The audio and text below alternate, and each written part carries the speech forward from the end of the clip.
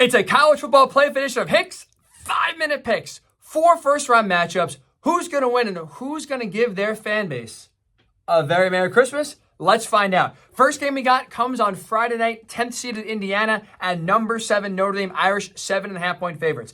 First of all, I think Indiana comes out a lot better, smoother, cleaner in this game compared to the last big game we saw them in against Ohio State, where they really shot themselves in the foot and gave Ohio State, I think, the victory in Parker's self-inflicted wounds.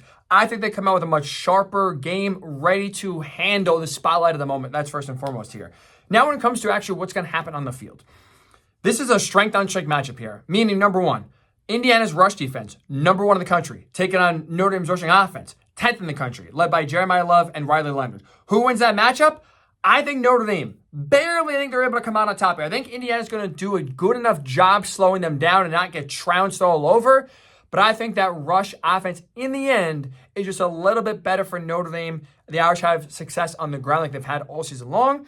Then on the flip side here, that Notre Dame defense, number 3 in the country in terms of passing yards allowed, facing one of the most efficient passing offenses led by Curtis Rourke.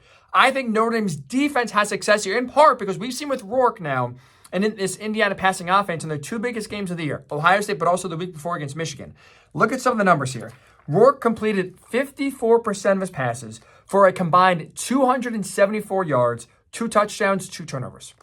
Large cry from some of the numbers they put up against Nebraska and UCLA. I think Notre Dame's defense slows them down. I think Notre Dame's rush offense has success. Indiana pushes them. I think they cover the spread here. 23-17, Notre Dame wins.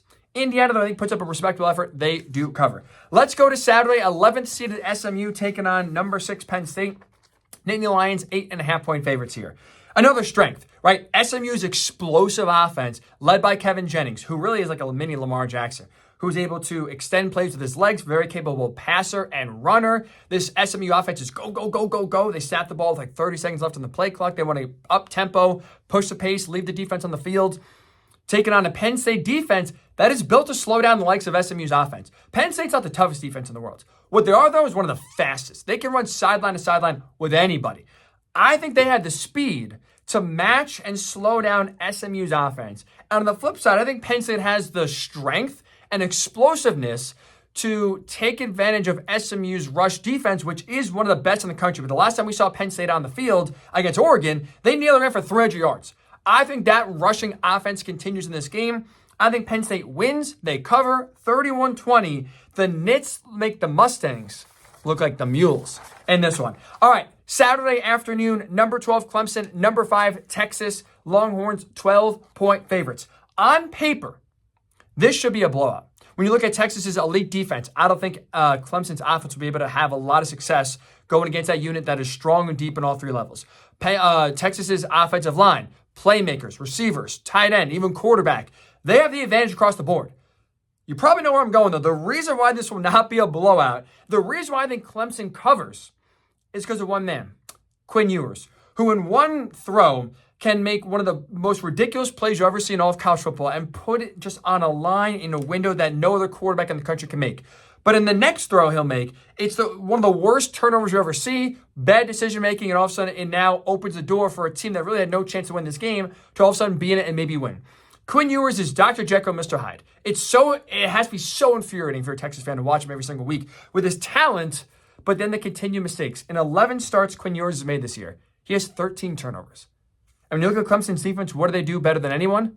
Take the ball away. 25 turnovers, 25, I should say, takeaways by Clemson this season. So I don't think Clemson has many errors they can take advantage of Texas against. But with that said, I think Quinn Ewers makes some turnovers and keeps them in the game.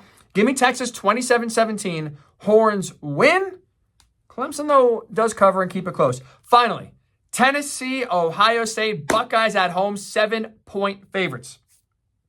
2 keys here. First for Ohio State, it's can Will Howard win this game with his right arm? Ohio State's not going to be able to run the ball in this game at all. Their offensive line's banged up. Tennessee brings in one of the best run-stuffing defenses in the country. It's going to be on Howard. I think he's good enough to do so. I think he is good enough to lead Ohio State by throwing the ball 35, 40 times to lead them to victory here. Look, Ohio State's played 3 top 5 opponents this year. In those games, Will Howard has completed a 78% of his passes for a combined 709 passing yards, 8 total touchdowns. He's been good. He's been good in these big games outside of Michigan. I think that continues here on Saturday night. I think he has success. And then vice versa, if you're Tennessee, can you get Dylan Sampson going?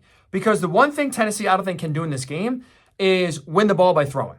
Like Nico Iamaleava, I don't trust. He does not, to me, elevate this offense. In 8 SEC games, he has 9 total touchdowns to 6 turnovers. He's been along for the ride. Ohio State's defense is good.